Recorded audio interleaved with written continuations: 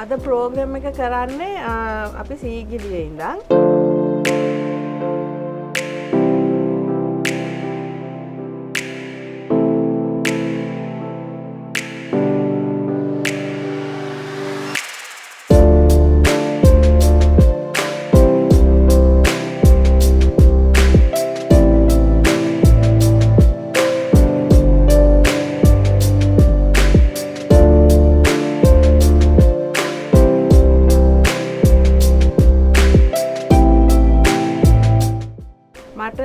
මේ පැත්තේ එක්කෙනෙක් ගෙනල්ලා දුන්නා නෙළුම් අල වගයක්.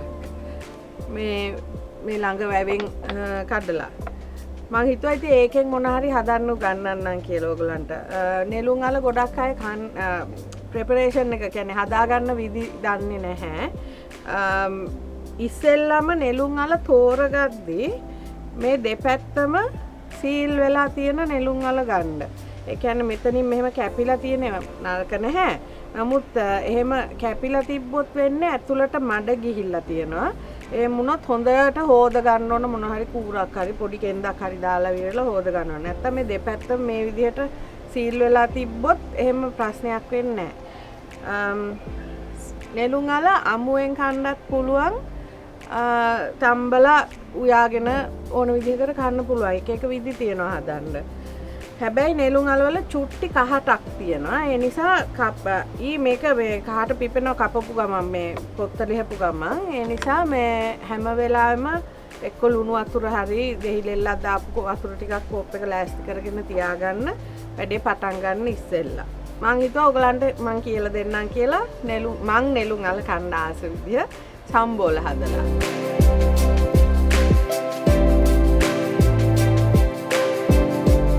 මේකට අවශ්‍ය වෙනවා නෙළුම් අල, ලූණු, දෙහි, ටිකක් ඉදිච්ච දෙහි ගෙඩියක් ගන්න. ඔයගොල්ලෝ කැමති නම් අමු මිරිස් හරි, නයි මිරිස් හරි ඒත් ප්‍රශ්නයක් නෑ ඒත් දාගන්න. මං මාළු මිරිස් අරන් තියනවාද. ලුණු ගම් මිරිස්, අබ කුඩු ටිකක්, තක්කාලි මං අද දාගන්නවා. කන්න පුළුවන් නම් ඔයගොල්ලෝ කැමති නම් දාගන්න. ඒක අත්‍යවශ්‍ය නැහැ. තව උඹලකඩ කුඩු එහෙම නැත්නම් කෑලි ඕගොල්ලෝ කැමති නම් ඒකත් ලෑස්ති කරගන්න. මම අද ඒක දාන්නේ මං නිකන් සම්බෝලේ හදන්නේ. මං ඉස්සෙල්ලාම කරේ නෙළුම් අලේ මේ දෙපැත්ත කපාගෙන මේ පොත්ත පොඩ්ඩක් අරිනවා. මේක අරිනවා කියන්නේ මේ එක්ක පීලර් එකකින් ලාවට පීල් කරගන්න. එහෙම නැත්නම් මේක මෙහෙම සූරන්න පුළුවන්. මම කැමති පීලර් එකෙන් පීල් කරගන්න. එතකොට ලස්සනට ඊවන්ලි පීල් වෙනවා. කරලා පොඩි කුට්ටි වලට කපාගෙන මේක තම්බගෙන තියනවා. මේකේ ඇත්තට මේ පාට දැන් ඔයගොල්ලෝ බලයි මේක වෙනස් පාටක් මේක වෙන පාටක්. මේකේ පාට ඇවිල්ලා තියෙන්නේ මුකුත් නෙමෙයි. අර මං කිව්වේ ඉස්සෙල්ලා ලුණු වතුර එකක් හරි දෙහිලෙල්ලක් එක්ක වතුර එකක් තියාගන්න කියලා. ඒකයි මේ කහට පිපෙනවා ටක් ගාලා. මං මේ එළියට ගත්ත ගමන් මේක මේ කහට පිපුණා මේ පාට. මම මේක තම්බගෙන තියෙන්නේ. මේ සම්බෝලෙට ඇත්තට මේ තම්බ ගත්තා කිව්වට මේක බෙරි වෙන්න හොඳටම තැම්බෙන්න අවශ්‍ය නැහැ. චුට්ටක් අර හැපෙන්න තිබ්බට කමක් නැහැ. ඕගලන්ට වෙලා ගත කරන්න බැයි නම් ප්‍රෙෂර් කුකර් එකේ හරි දාලා තම්බ ගන්න ප්‍රශ්නයක් නැහැ. දැන් අපි මේක හීනියට පෙති ගහන්න ඕන. එක්කෝ මෙහෙම කෙලින් රවුම් පෙති ගහන්න පුළුවන්. එහෙම නැත්නම් දැන් ඔයගලන්ට පේනවා ඇතුලේ පාට වෙනස්. මේක තමයි නෙළුම් අලේ පාට. මේ වටේ අර මං කිව්වේ කහට පිපිලා වගේ තියෙන්නේ. මේ විදිහට හැඩයට පෙති ගහන්න.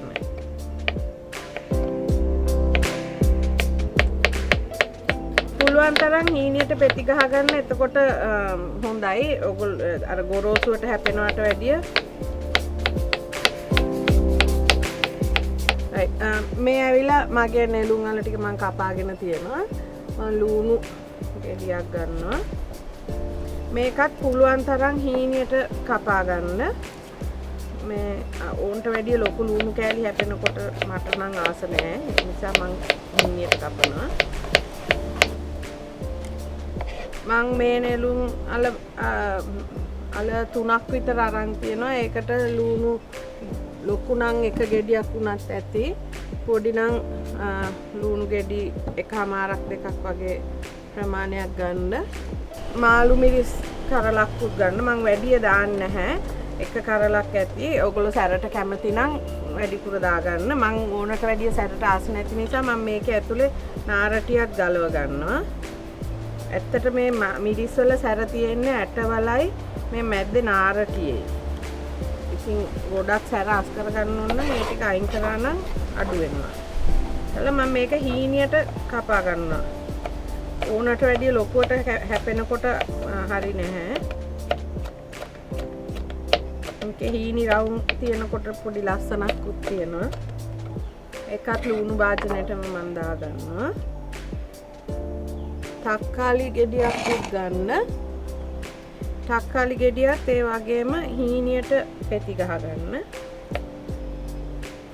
ගොඩක් ලොකු නම් තක්කාලි දෙකට හරි හතරට හරි කපලා පෙති ගහ ගන්න. මම මේ තක්කාලි ටික දැම්ම දාගන්න නැහැ. ඒක දාලා ඇනුවොත් චප්ප වෙනවා. ඒ නිසා ඊට ඉස්සෙල්ලා අපි ලුණුයි ඇඹුල් ඒ ටික දාගෙන අයිමු. දෙහි හැම වෙලාවෙම පොඩ්ඩක් මෙහෙම දෙහි ගෙඩිය හොඳට හොදලා ලෑල්ලකට හරි මේසයක් උඩට හරි පොඩ්ඩක් හද කරලා මෙහෙම චොප්ප කරන්න.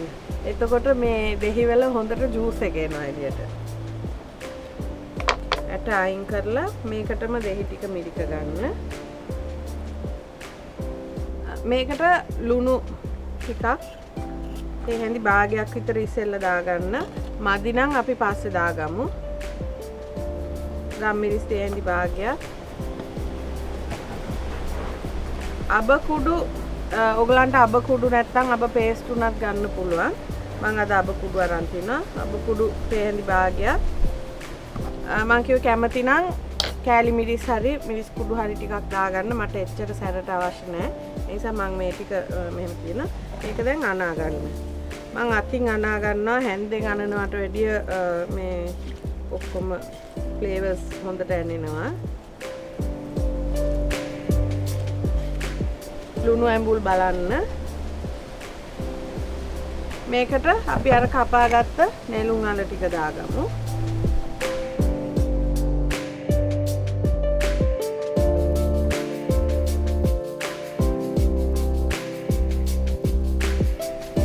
දැන් අපි අන්තිමට අර පෙති කපාගත්ත තක්කාලි ටික උඩින් නිකන් ලේ කරගමු.